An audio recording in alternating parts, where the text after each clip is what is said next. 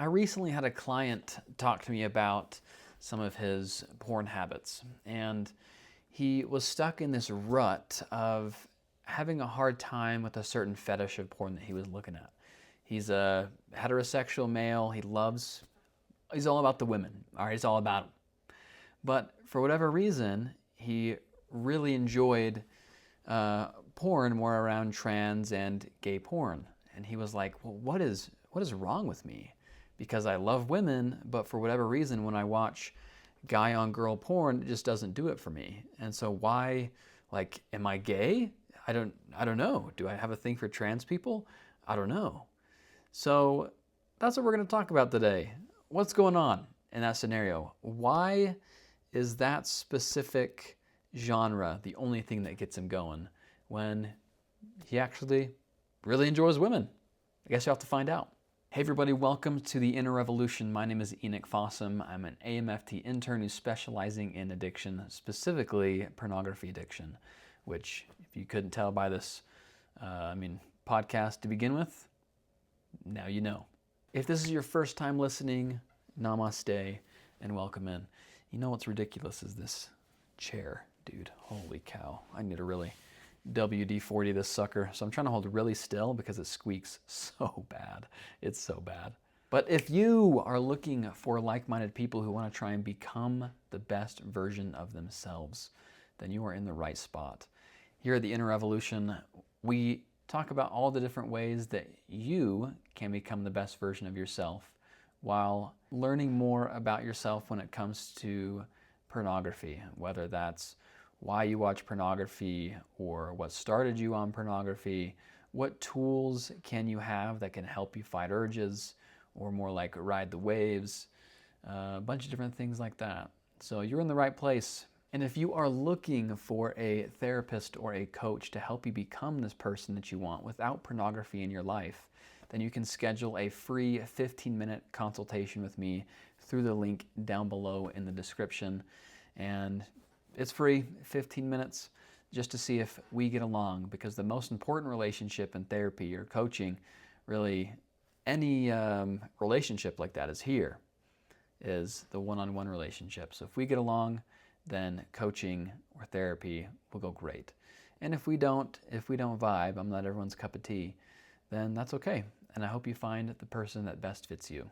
So have you ever found yourself watching something you never thought you would? Not because you necessarily wanted to, but because the old stuff, the stuff that you normally watch, just didn't really get you off anymore. Well, that's actually really common. And depending on how long pornography has been around in your life, you can find yourself, and you can currently find yourself in a pretty interesting situation, even a dark place, a place that you never thought you would. Even if it goes against your own morals, your religious beliefs, your values, sometimes pornography will tend to do that. And it tends to cause internal reactions like, why am I into this? What does this say about me? Is this who I really am? It causes a lot of shame, a lot of panic, and a lot of identity confusion. Like the client I mentioned in the beginning, right? He was wondering, man, like, am I gay? Do I only like trans women? I don't know, because whenever he was watching porn, those are the only things that would do it for him. Those are the only things that would give him the dopamine spike that he was looking for. The regular, the heterosexual guy on girl porn, it wouldn't do it for him anymore, no matter what. At the end of the day, this isn't about morals. It's not about your own identity, even. It's simply about the adaptation that your nervous system, that your mind, your brain has gone through over the years. We've talked about it before, but I'll say it again. Dopamine is not just a pleasure chemical. It is not released only when you see something that you like. The main purpose of dopamine is anticipation and motivation. It answers the question, is this worth pursuing? Is this something I should go after? And so when it comes to pornography, yes, dopamine is released when you PMO, right? When you have an orgasm, yes, it's released then. The bulk of the dopamine is going to hit you and push you before you even start watching to begin with. And the problem with porn is that it produces an unusually high amount of dopamine because it combines things like sexual stimulus, endless novelty, visual intensity, immediate reward, and zero relational effort. You don't have to put yourself out there to go try and meet a girl or to go try and meet a guy, right? There's none of that. Your brain so far, my brain too, nothing special about my brain, it's evolved for occasional novelty. But now, with the world that we live in an endless supply of it. And the brain isn't ready for that. The brain likes to predict how rewarding something is going to be. So if it matches your expectations, you get a smaller dopamine response, right? So if you experience something that's like, oh, yeah, I kind of expected that, then it's, sure, you can get some satisfaction, you can get some dopamine from that, but it's nothing crazy. If the experience C exceeds your expectations, then you're going to get a huge spike. And, if it falls short, then there's frustration, right? If you don't get as much satisfaction out of achieving something that you thought you would, you're going to be a little frustrated, a little agitated, disappointed, all the things. So when you say the old stuff doesn't hit anymore, the porn that I used to watch is just not the same, what's really happening is that the reward no longer exceeds your prediction. So this is something that you are now predicting, right? Because you've reinforced it over and over and over again.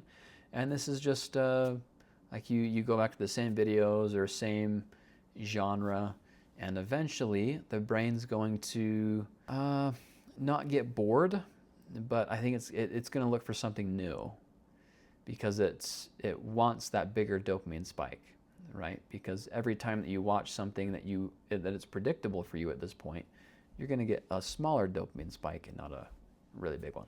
And so this is what's called desensitization. For example, think back to the first time, or think forward to the first time that you're going to step into the sun, if you're here in Utah anyway, or if you're in places that are cold in the winter. Think about stepping into the sun on the first day that it's like 70 degrees, right? You can feel the warmth immediately. And it can even become like pretty hot, pretty quick. The warmth itself feels intense. But over time, as you go into spring, as you go into summer, your skin thickens, the sensitivity drops, and it takes more sun to feel that same warmth. So your skin has adapted really quick, and it's protecting you. That's why you get tanner in the sun, so you don't burn as easily. It's simply protecting you. And your brain does really similar things when it comes to overexposure of dopamine. The reason that things start to feel dull or that you don't get the same hit anymore is because your brain's simply trying to protect you. It's created this protection system for if there's too much dopamine, it takes away some of your dopamine receptors.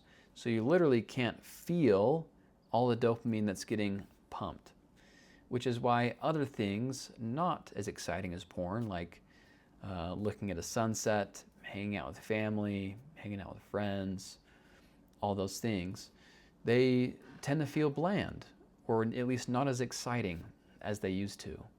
Because with porn, your dopamine has been spiked for unnatural amounts of time. And so your brain's created this protection system, took away some receptors, so in hopes that as you're watching this porn, you would think, oh, I'm actually not getting satisfied from this anymore. This is actually pretty boring, so I'm going to stop. The problem that we have in nowadays is that the novelty is endless. The supply of porn is endless. And so once you hit that point of, this is kind of boring now at this point, you go to something else there's always something more extreme. You can always scroll and find something that's maybe a little bit of a different genre that helps you feel the same amount of dopamine that it used to. And so it's interesting, you're not seeking a bigger high, you're just seeking the same high that you had the first time you watched porn or before you became desensitized to that specific genre. And I want to make a point that desensitization or this downregulation isn't about escalating to something darker. It's simply about becoming less sensitive to what you're already watching. Okay? You're not becoming this dark, evil human. Your brain's just simply adapting. It's doing what it's designed to do. And at this point, you're just at a disadvantage because if there wasn't this endless supply of novelty, you get to this point in watching porn where it's like, yeah, I think I'm done. I'm good. I reached the end game. I'm not having fun anymore. And you'd call it quits because you wouldn't get that same satisfaction anymore. But again, nowadays, you just find something different. And so there's more. There's always more. And this desensitization doesn't just affect your porn response. It affects your real life interactions, erectile dysfunction, we've talked about that, your own motivation, your emotional presence, and your connection with real people. It's recalibrating the entire reward system. Porn, at the end of the day, is really just ultra-processed sexual stimulation. It's just like junk food. Junk porn. I don't know what healthy porn would be. I actually don't think that exists, so that's not a good thing to say. But it's like junk food. It's engineered for intensity. It's in high concentration, right? A lot of sugar. It has immediate payoff and very minimal effort. Most junk food, you don't have to really take the time to cook, let it sit, let it marinate. You don't really have to do that. So if all you're eating is these super high processed foods, this junk food, what happens when you go and eat an apple or a banana, any type of fruit, right? That's normally sweet. It might be more bland than it normally was. This isn't because the fruit changed. This isn't because, what's it called? The GMO. This isn't because they're more genetically modified, although that might be true. But that's just because your taste receptors have recalibrated to something a lot more sweet, to these super high processed, high calibrated foods to simply taste better because they have more sugar. And so porn is the same way when it comes to engaging with the real person through sex, right? Real intimacy involves things like emotional vulnerability, slower pacing, imperfection, and effort. And porn is the complete opposite of that. It doesn't require any vulnerability. It's not slow pace. You can go as fast as you want and really as slow as you want, but nowadays the porn is all fast, straight to the good stuff, right? The videos and pictures, they all cut out the imperfections and they literally change the way that these actors look, and you don't have to put in any effort. None. And so no wonder porn is so attractive. No wonder. If your arousal becomes conditioned to high novelty, rapid switching, and artificial intensity, then real connection is going to feel like that fruit is just underwhelming. And so it's important to understand if this is you, you are not broken. There's nothing wrong with you. You've simply just conditioned yourself to be this way, and that is okay. Because the great thing about this all is that your brain is super plastic and it can change. And I want to make talk a little bit about escalation, okay? Because if you're someone who says, "Oh, yeah, I've been watching the same porn for years. I'm never gonna seek something more extreme," you have to understand that escalation is more of a drift. It's not one big leap. It's not something, "Oh, I want something extreme," right? It's more like, I want something new. And that new can be really subtle. But eventually, you're going to start drifting, just like a plane. If it's 1 degree off course, over the course of a mile, there's not really a big difference. over the course of 100 miles, now that's going to be a bigger difference. Because remember, unpredictability increases your dopamine, whereas novelty resets your arousal completely. And so the more novel something is, the more unpredictable it is, the higher dopamine you're going to have. And your brain will adapt. If you go back to the same thing over and over and over again, it'll say, I'm just not feeling it, man. I need something new. We're not getting that same spike that we used to get. And so that's what you're seeking, the spike that you used to get. Now let's talk about values for a minute. Most of the time, if you do struggle with pornography and it's having an effect on your life, more likely that pornography itself isn't in alignment with your own values. It's important to understand that when your dopamine sensitivity drops, okay, when general life is starting to feel more dull, the brain is going to start to prioritize intensity over your own value alignment. Your brain is going to prioritize feeling again over, is this in alignment with my values? And so that's why it can be really difficult to try and live your values while porn is in the mix. So please understand that if you are struggling with pornography, this doesn't mean that this is your true identity.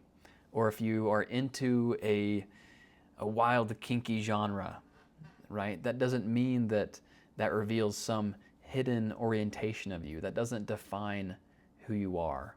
It often just reflects desensitization plus novelty seeking. That's really it. So escalation doesn't always reveal who you are. In fact, the vast majority, 99% of the time, it doesn't. But sometimes it reveals how overstimulated your nervous system is. So if you find yourself going to more of the kinky things, or you watched a video and you're like, man, I've really come this far, no pun intended, like, really? And you're just shocked at what you just watched, that's just, let that be a data point on this graph, right? This upward trajectory of recovery, letting you know that, yeah, you're probably just a little desensitized right now. And so what can you do to start to bring that back down? Now you might be asking, what's the fix to all of this then? Well, obviously, cut out the porn, dude. But that's why you're here, and I get it. It's a hard thing to do. But what we've found is that people who are engaged in more of the more hardcore pornography, the more kinky things, these things that are just totally against one's values, you find that as you stop watching those, this sense of who you really are starts to return. It does, it comes back. And looking at a woman, looking at regular porn, hate to say it, might feel good again, all right? But I just say that to get my point across, is that you, again, the brain's plastic, it will change, it will adapt. And so the less you engage in the type of porn you want to avoid, the better off you're gonna be. Super simple, right? But incredibly difficult, which is why coaching and therapy even exists to begin with when it comes to this stuff. So at the end of the day, you can recondition your overall arousal, what gets you going. And you want to pair arousal with things like slowness, emotional connection, real intimacy, presence, and safety. And so when you have an urge, right, your dopamine spikes, it's like, hey dude, remember porn, like that was great, let's go get after it, let's go get it. And it wants to do that immediately. One of the best things you can do, hear me out, is to slow down. Slow down whatever you're doing, whatever that looks like. We want to try and create a buffer between stimulus and response. So when you have an urge, odds are right now, there's no space in between. It's just urge, act. We want to start to create a buffer, and we want that buffer to become bigger and bigger and bigger. And what you can do to create these buffers are exercises that we've talked about in plenty of these episodes. You want to slow down. That's why we tend to focus on our breath. We want to knack it. I don't know if we've talked about that. It's where you Notice, name it, allow it, and choose. I'm sure we'll do a full episode on that. But repeated new pairings of urge to action that's not porn, right? Repeated over and over and over again will start to create a new pathway. And that's when recovery actually starts. When you stop eating all of these hyper-processed foods, then fruit and other things start to actually taste better. And same thing goes for porn. The less porn you have in your life, the more happiness and the more fulfilled you will feel in life, doing things that used to feel more bland and boring. And so remember, in all of this, escalation isn't proof that you're broken. It's proof that you just adapted. It's proof that your brain works. It's proof that it's doing what it's supposed to do. In this day and age, just simply at a disadvantage when things like pornography are all around you. It's hard, pun intended. It is. It's hard to... The path of recovery, I think, is simple for the most part, but it's one of the hardest things that you're ever going to do. The great thing about this all, though, is that you can. You can do it. You can become the person that you want to be. Your worth is 100%. You are enough as you are.